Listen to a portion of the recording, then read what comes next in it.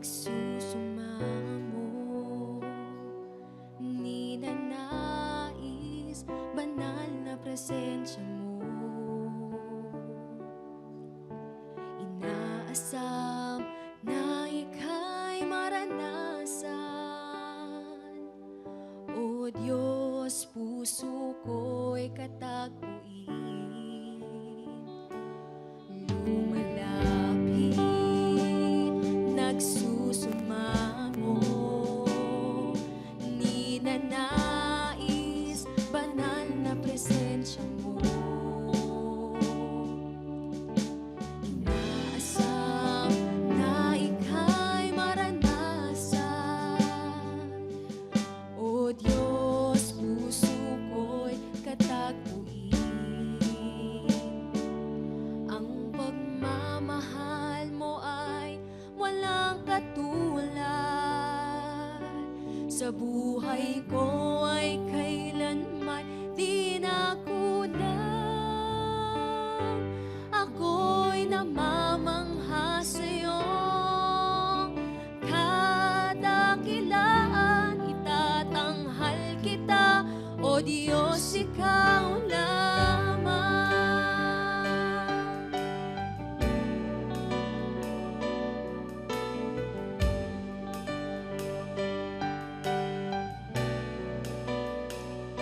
Kahanga-hanga ang iyong katapatan, ang kabutihan mo ay walang hanggan.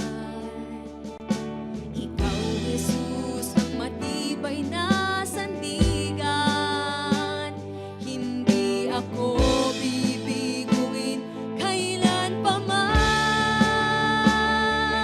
Ang pagmamahal mo ay walang katulad, sa buhay ko ay kailanman di nakulang. Ako'y namamangha sa'yong kadakilaan, itatanghal kita, O Diyos, ikaw lamang. Ang pagmamahal mo ay walang katulad, sa buhay ko ay kailanman di nakulang. Ako'y namamangha sa'yong kadakilaan, itatanghal kita, O Diyos, ikaw lamang.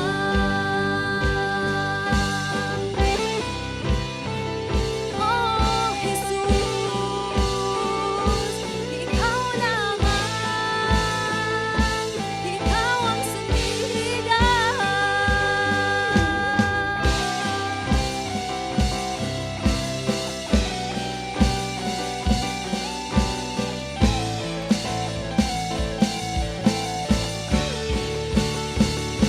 Pangako mong tunay sa buhay ko ay siyang gabay, aking lakas at kanlungan.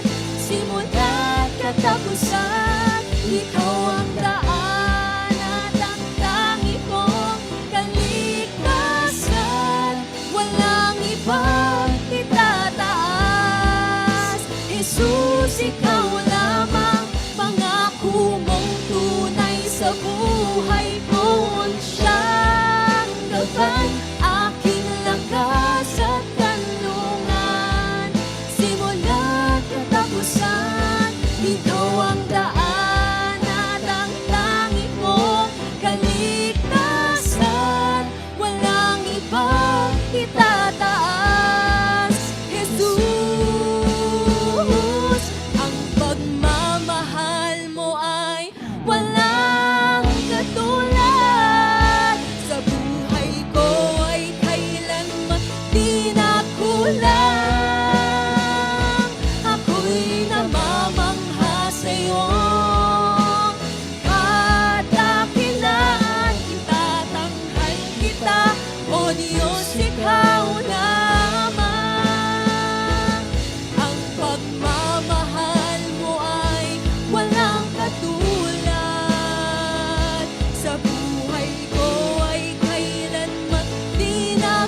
lang. Ako'y namamangha sa'yo. Kadakilaan, itatanghal kita, O Diyos, ikaw lamang.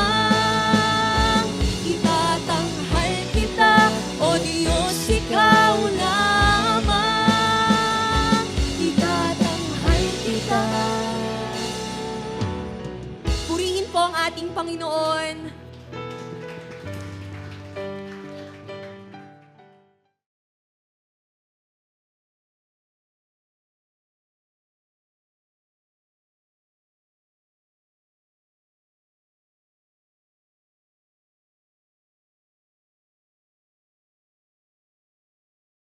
Praise God. Salamat po sa Panginoon sa muling pagkakataon na binigay po sa akin bilang lingkod ng Panginoon para po magbigay ng encouragement po sa inyo. Pwede po bang itaas po ang kamay ng mga Gen Z at Millennials? Wow! Yung mga 18 to 44 years old, yun po daw eh. Yan. Praise God. Dahil po, alam nyo po ba na ito pong nakaraang pong eleksyon ay sila po yung pinaka-dominante na bumoto po sa recently concluded midterm election po natin. At meron po tayong picture po dito na titignan kung ilang porsyento po sila nandyan po, no? So, Philippine Voting Population 2025, Millennials plus Gen Z, 47.8 million. Wow, palakpakan po natin. Okay? At nandito ang karamihan po niyan, 62.95%. At alam niyo po, ako po ay natutuwa dahil maraming mga millennials yata po ang nanalo din sa eleksyon. At nakikita po natin na may pag-asa pa po ang Pilipinas. Amen po ba yon? May pag-asa pa po ang Pilipinas. So, bilang mananampalataya ni Kristo, mga kapatid ko sa Panginoon, minsan po tayo po ay humaharap sa mga pressure. Ito po marahil ay yung mga pamumwersa, panggigipit, pamimilit, o di kaya ay kapangyarihan na maaring humantong po sa ating desisyon kung tayo ba ay tatayo o tataya sa ating mga pananampalataya. Sino sa atin po dito na naranasan yung ganon? Maaring ikaw sa trabaho mo ay mayroong panggigipit sa iyo ng iyong mga bossing at gusto kang mag-compromise sa mga bagay na sa palagay mo at alam mo na hindi po ito kalooban ng Panginoon. Praise God. So sa ating mundo po, dumating ba sa sitwasyon mo yung ganon na kailangan mong i-compromise ang iyong pananampalataya upang ikaw ay tanggapin? Alam mo yun? Upang ikaw ay mag-survive sa iyong kinalalagyan. So ang tanong po is, papaano ka tutugon kapag nasa sitwasyon kang kailangang isakripisyo o makompromeso ang iyong paniniwala? How do you respond when faced with pressure to compromise your beliefs? At since po ang ating tema po ng ating National Conference ay napakaganda po, di ba? Yung Together We Declare and Display Christ. So sa atin itong pananampalataya, sa ating paglakad bilang mga alagad ng ating Panginoong Hesus, hindi po tayo excuse na meron pong mga ganong bagay o sitwasyon sa buhay po natin that you and me will decide kung ikaw ba ay sasang-ayon bagamat hindi po ito kalooban ng Panginoon. And that's why today, pag-uusapan po natin yan, at sa Biblia po ay meron pong kwento dito po sa Lumang Tipan. Siguro kilala nyo po ito. Itong tatlong magkakaibigan na ito na sila Shadrach, Meshach at Abednego. Matatagpuan po natin yan sa libro ng Daniel chapter 3. Na itong tatlong mga magkakaibigan na ito na mula sa pagkakaalipin o pagkakatapon mula sa Israel papunta sa Babylonia, ay humarap po sila sa napakaraming hamon ng kanilang pananampalataya. And mga kabataan na nandito ngayon ay, specifically, kayo ay maaring kinakausap ng Lord sa araw na ito patungkol po sa tatlong ito. Sa kanilang naging buhay upang sila ay manatili na hindi natinag sa kanilang pananampalataya, bagamat napakalaki at napakahirap nung hamon na kanilang hinaharap. So to give a brief summary po ng story, alam po natin, in chapter 3 ng Daniel, nagpatayo po itong tanyag na haring Nebuchadnezzar ng isang estatwa o statue na gawa po sa ginto. Well, hindi naman po siya pure gold. Maaaring ito po ay overlaid lamang po ng gold at hinulma po ito sa pamamagitan marahil ng kahoy. Dahil sa chapter 2 po ng Daniel, mababasa po natin na mayroong pangitain itong si Haring Nebuchadnezzar. At ito po ay binigyan ng kahulugan sa pamamagitan po ni Daniel, na sinabi ni Daniel na yung ulo ng estatwa na nakita niya noon sa kanyang panaginip ay gawa sa ginto. So marahil itong si Nebuchadnezzar sa chapter 3, gusto niya na ang kanyang kaharian ay mananatili magpakailanman. That's why ginawa niya po itong pure gold, hindi lamang po yung ulo. So dito po makikita natin na itong si Shadrach, Meshach at Abednego ay tumanggi. They refuse to comply because they are loyal to their true God. Sila po ay hindi sumang-ayon sa utos ng hari na mababasa po natin mamaya. At ang nangyari po as consequence ng kanilang hindi pagtugon o pag-obey sa Haring Nebuchadnezzar, sila po ay inihagis sa lumalagablab na urno o apoy. So basahin ko lamang po mamaya doon sa text, na nakita yung summary, at babasahin ko po yung konting verses from 8 to 18. So sa araw nito ako po'y magsasalita sa ganito pong titulo, binigyan po natin ang title na ganito, A Blazing Declaration. A Blazing Declaration. Nagliliyab na pagpapahayag.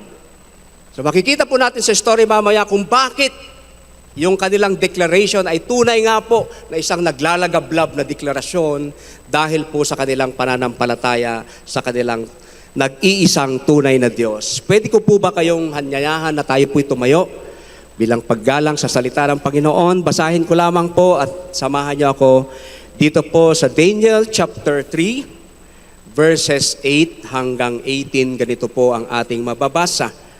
Sinamantala ito ng ilang mga mamamayan ng Babylonia upang paratangan ang mga Hudyo.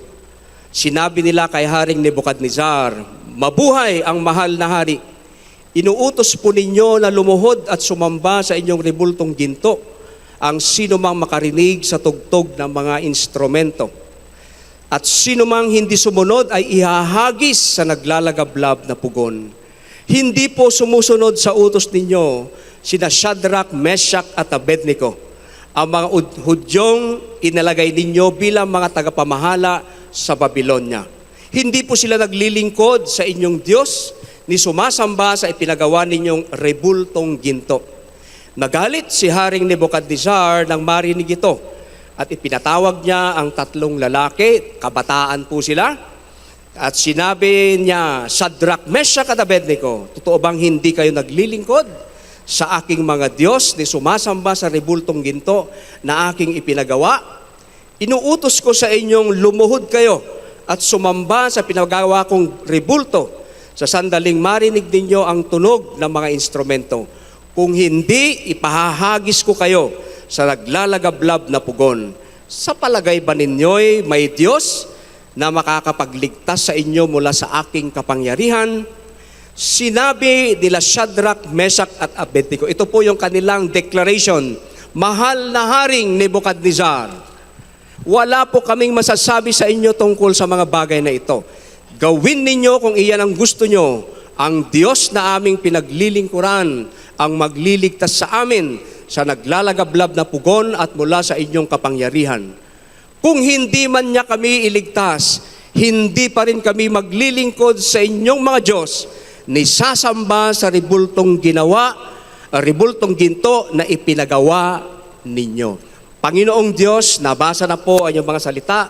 Hayaan niyo po na marinig po ng bawat isa ang inyong tinig sa pamamagitan ng kapangyarihan ng Banal na Espiritu.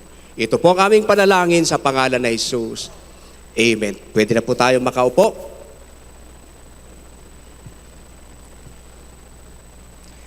A blazing declaration, nagliliyab na pagpapahayag.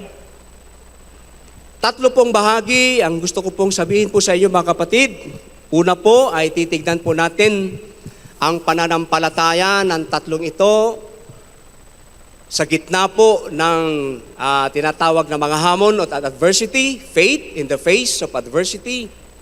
Pangalawa po ay titignan po natin yung kapangyarihan ng Panginoon at ang kanyang katapatan, God's power and faithfulness. At pangatlo po ay titignan din po natin ang naging bunga ng kanilang naglalagablab o nagliliyab na deklarasyon ng kanilang pananampalataya. Una po, faith in the face of adversity. Nasabi po ko kanina na nagpagawa po itong si Haring Nebuchadnezzar ng isang rebultong ginto. At ito po inilagay actually sa lugar ng Dura, sa lalawigan po ng Babylonia. So ito po ay mataas po ang kanyang height, no? At upang makita po ng lahat ng tao. At sa araw na ito po ay kanilang ihahandog, ay pinatawag po na Haring Nebuchadnezzar ang mga dignitaries, yung mga matataas pong pinuno ng kanilang lalawigan. At somehow, ito po ay, sabi ko nga kanina, gusto ni Haring Nebuchadnezzar na siya po ay maghari magpakailanman, kung kaya ginawa po niya itong ginto, lahat po ulo hanggang sa paa. So makikita po natin dito mga kapatid, kung sa Panginoon, ang pasabi ng haring ito. No? First is the command. Ano po yung command na binigay ni Nebuchadnezzar? Nasa kung sino man ang makarinig ng tugtog ng lahat, ng instrumento o kaya orkestra, ang utos po ay lahat po ay luluhod at sasamba doon po sa rebultong kanyang ipinagawa. And failure na ito po ay hindi sundin, kapag hindi po ito sinunod, ay mayroon pong karampatang kabayaran. At nakita po natin na ang kabayaran po nito ay ihahagis po sila doon po sa nagliliyab na urno na marahil ito po ay ginagamit para po tunawin ang mga metal sa mga panahon po na used to smelt or smelting metals. And syempre po nakita po natin sa verse 7 particularly na yung tinatawag na takot na naghari actually sa generally lahat po ng mga tao. The cowardness. Sabi nga po sa verse 7, kung babasahin po natin, nang marinig nga ng mga tao ang tunog ng mga instrumento, agad, tignan po yung word, agad, na lumuhod at sumamba sa rebultong ginto na ipinagawa ni Haring Nebuchadnezzar. Maliban po sa tatlo na mamaya makikita po natin, ay all of them easily compromise to the command of the king. Hindi po sila nag-atubili, natakot po sila dahil narinig nila na sila'y mamamatay kapag sila hindi sumunod. So, pagkatapos po o narinig nila yung instrumento, lahat po sila ay yumuko. Maliban lamang po sa tatlong magigiting na mga kabataan na nagmamahal sa kanilang Diyos. Alam niyo po, nung nandun po ako sa Aklan, Kalibo Aklan, nabigyan po kami ng pagkakataon ni Mrs. na mamasyal po doon. Matagal na po, that was 2005. Ay na-experience po namin yung kanilang tinatawag na sadsad. Ito po yung paglibot po nila o pagprosesyon po nila doon po sa kanilang lugar na may mga dala-dala po silang napakaraming, Diyos-Diyosan and all of those things. At meron po ako nakausap na taga roon na ang sabi po niya sa mga empleyado ng Kalibo Aklan o sa mga iba pang mga bayan, ay they are required po sila na sumama po doon. Kahit ano man po ang iyong kinabibilangang relihiyon. So sila po ay nire-require na umaten doon. And failure na hindi po sila umaten, meron pong karampatang consequence. Kung hindi ko nagkakamali, maaring mabawasan o mawala yung sweldo nila for that particular day.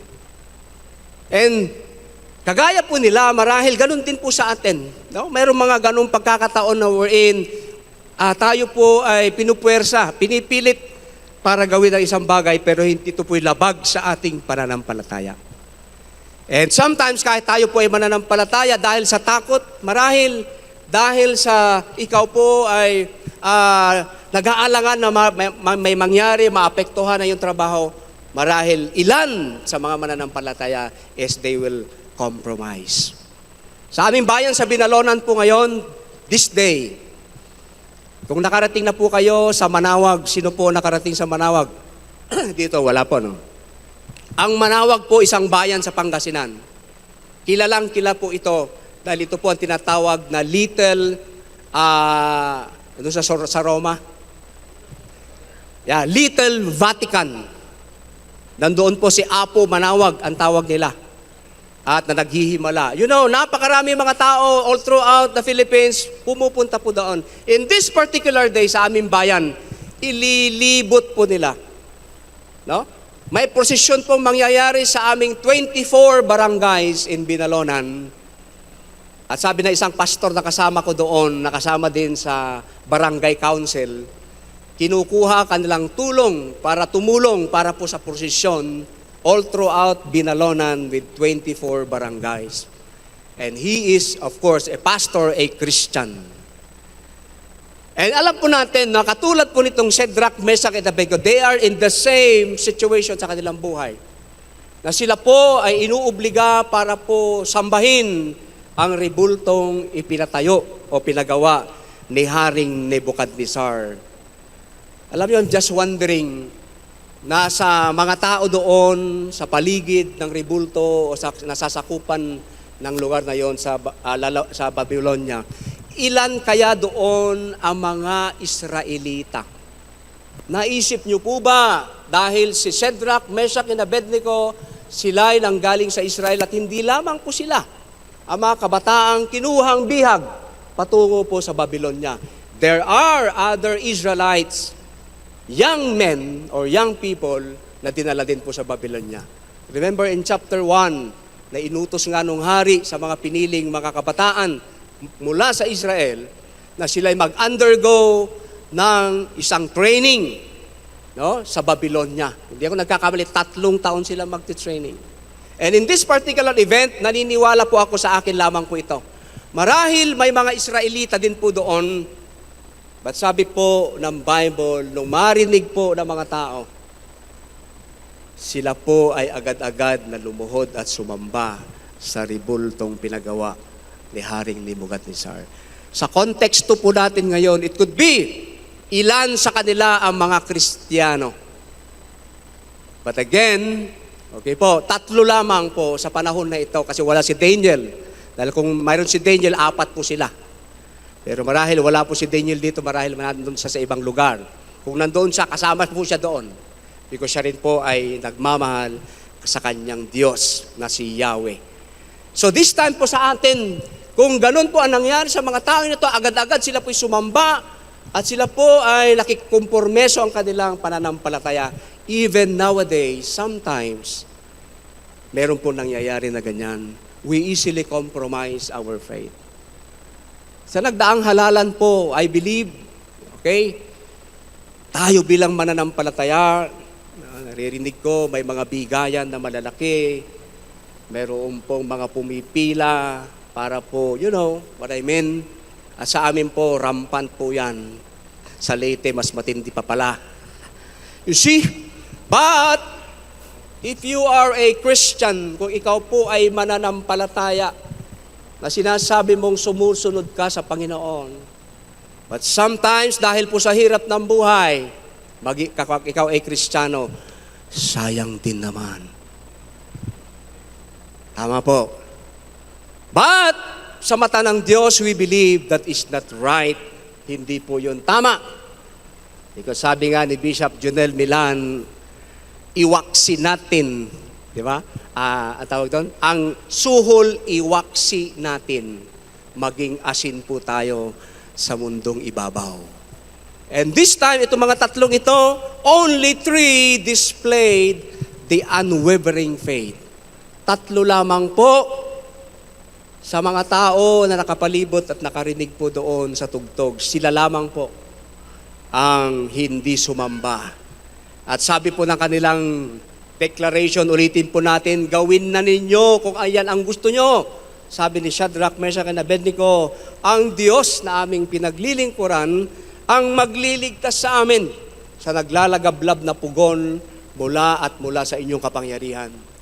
At ang sabi nila, nakita nila, they acknowledge the sovereignty of God, na ang Diyos ang pinakamataas, kahit na hindi kami iligtas ng aming Diyos.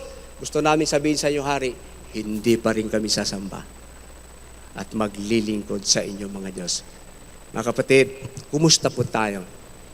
Are there times that we are pressured? Ginigipit po tayo? Tatayo ba po tayo sa ating pananampalataya? And we will say, no! That is not the will of God. Being an exile to Babylon, itong mga tatlong kabataan na ito, these three young men were forced to what? Sila po ay prinersa para baguhin yung kanilang kinalalagyang lugar, yung kanilang tinitirhan. They are forced to change in their residence. Yung kanila pong tirhan kasi doon po sila sa Babylon. They are forced to change their culture. Palitan yung kanilang nakagisnan na kultura. Sila po ay pinilit na magkaroon ng panibagong leader. Through Nebuchadnezzar, at alam din po natin na si Shadrach, Meshach, at Abednego, ito po yung kanilang Babylonian names. Ito po yung pangalan na ibinigay sa kanila ng Babylonia bilang pagsunod sa kanilang kultura. Alam po natin na ang pangalan po nilang tunay ay Hananias, Mishael, at Azariah. They changed their names. But, mga kapatid, these changes does not change them. Amen po ba? Ang mga pagbabagong ito sa kanilang mga buhay, bagamat sila'y pinupuwersa, but again, sa pangalan lang, but deep inside, they are the people of God. Mga kapatid, ito po parahil, no? Maring this could be a person, your peers, mga kabataan, mga grupo, mga tropa nyo. It could be pension. Amen.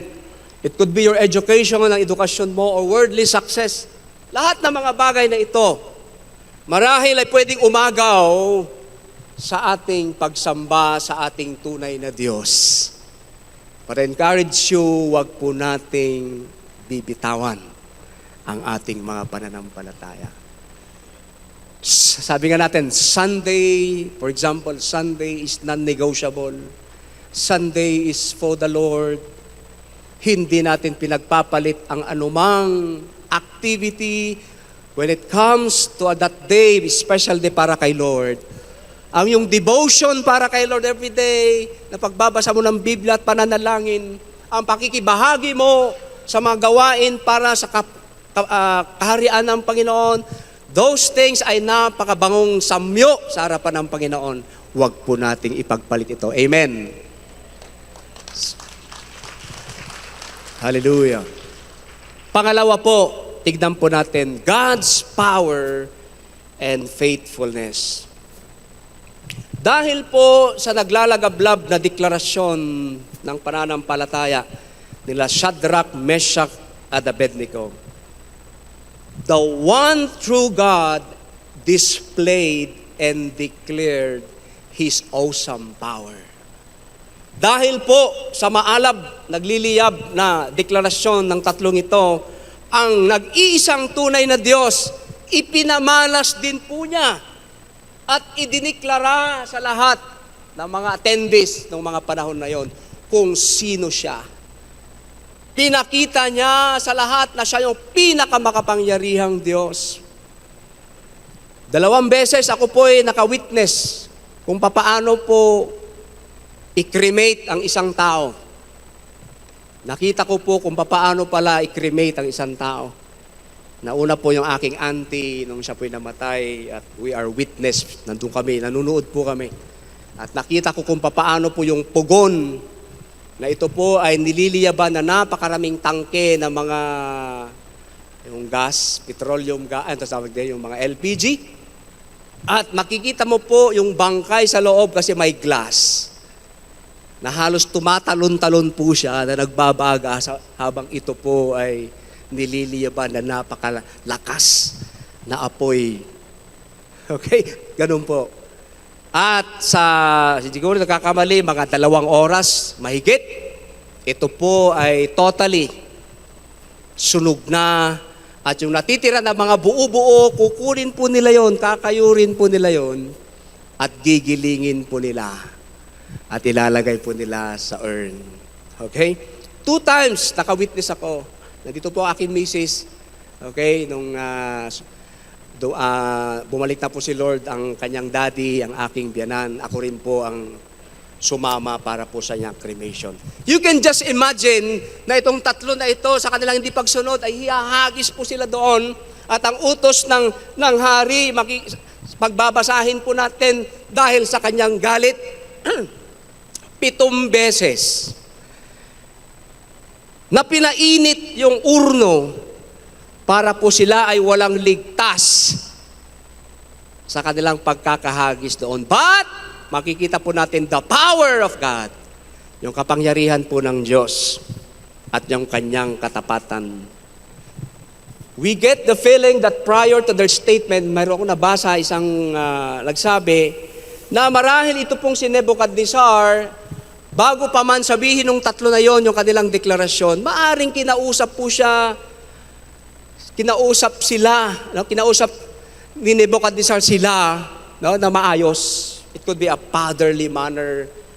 Kasi nga po si Shadrach, Meshach, and Abednego, mayroon po silang tungkulin sa Babylonia. Sila po'y may mataas na katungkulan at maaring sayang din naman kapag sila po'y mamamatay. So marahil itong si Nebuchadnezzar, kinausap siya nila upang siya ay, sumunod na kayo. Parang gano'n, No? We get the feeling that prior to their statement, Nebo spoke kindly. It could be a fatherly manner for these wayward boys. So balit hindi po gano'n nangyari. Basahin po natin sa 19 to 23 at ganito po ang masasabi natin. Nang hindi po sumunod itong 3, anong sabi po dito?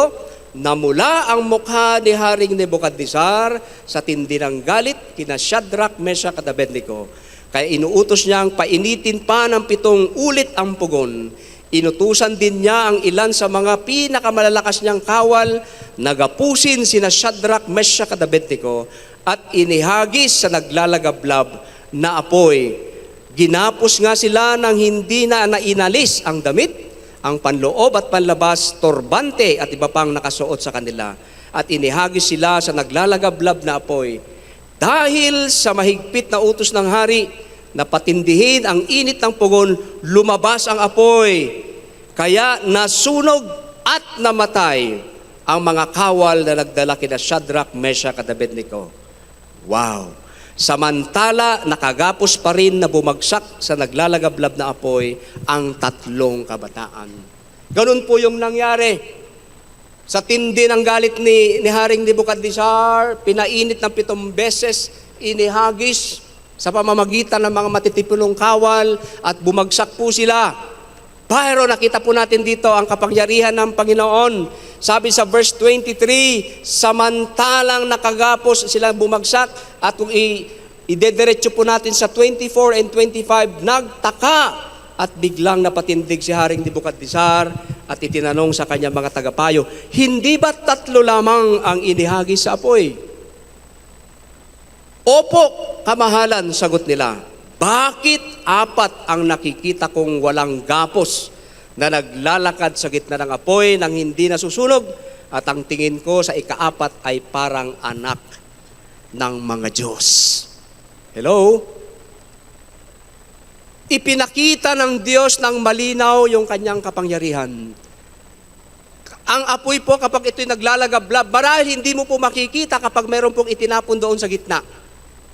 Pero dito po ay maliwanag na nakita ni Nebuchadnezzar yung 4 na nandoon na hindi nakagapos. God displayed His power because of the declaration of these three young men sa kanilang pananampalataya sa Panginoon. Having faith, by the way, hindi po ibig sabihin na kapag ikaw po ay mananampalataya na at ikaw ay hindi sumunod sa hindi kalooban ng Panginoon, ay you will be spared doon po sa trouble o kamatayan. Having faith does not mean we will always be spared from trouble. Hindi naman po. At batid po yan ang tatlong ito na si Shadrach, Meshach, at Abednego. They acknowledge the sovereignty of God. Kaya nga po ang relasyon natin sa Panginoon, narinig ko rin po ito sa ating online prayer last time through Pastor Eldan. Our relationship with God is not transactional. Hindi po nagagawa ka na mabuti, gagawin mo yung inuutos ng Panginoon at magiging maayos sa lahat. Parang inuutusan natin ang Panginoon, ako po'y maglilingkod sa iyo, Lord, gagawin ko po ito, ako po'y susunod sa iyo, Lord, dapat gawin mo rin po ito. Hindi po ganon. At si Shadrach, Meshach, at Abednego acknowledge that, the sovereignty of God.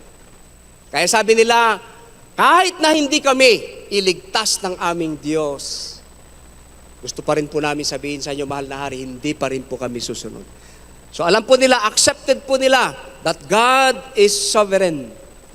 Ano nangyari po sa mga disciples ni Jesus? Di pa ganun din po. Only John the Beloved, ang namatay po yata ng old age. All the rest napakatitindi po ng kanilang kaparaanan ng kanilang kamatayan. So kung hindi man niya kami iligtas, sabi po dito, hindi pa rin kami maglilingkod sa inyong mga Diyos, ni sasamba sa rebultong ginto na ipinagawa po ninyo.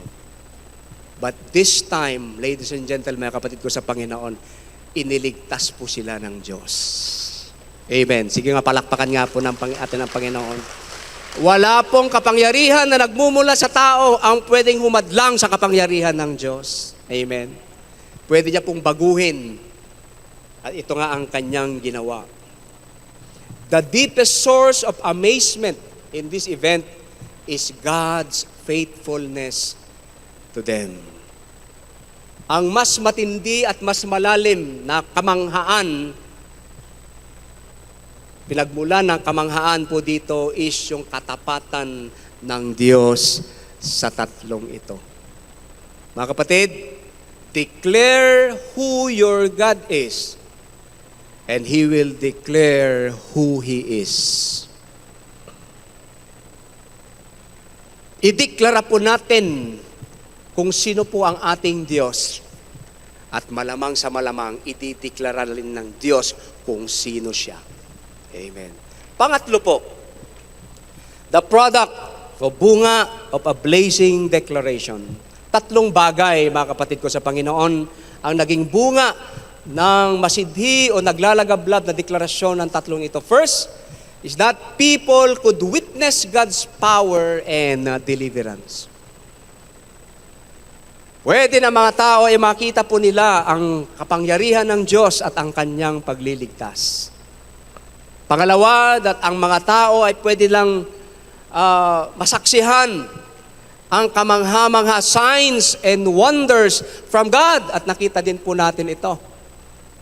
Na nasabi po nung sila ay nakita sila ni hari na walang nangyayari sa kanila, tinawag niya ang mga tatlong, lumabas kayo dyan, Shadrach, Meshach, at Abednego, at sa mata ng maraming mga tao na nakasaksi, could be the dignitaries, wala man lamang kahit amoy ng apoy or usok ang kanilang nakita. What a power na nangyari po sa kanila. King Nebuchadnezzar brought to his senses and recognizes the power of God of Shadrach, Meshach, and Abednego.